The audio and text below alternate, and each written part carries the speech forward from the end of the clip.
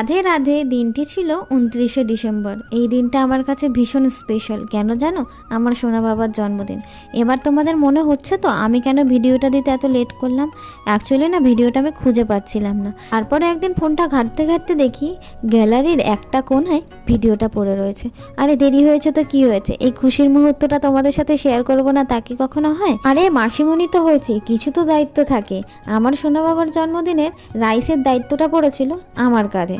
ব্যাস তাড়াতাড়ি করে রাইসটা কমপ্লিট করে তারপরে চলে গেলাম নিজের পছন্দের মতন একটা কেক আনতে।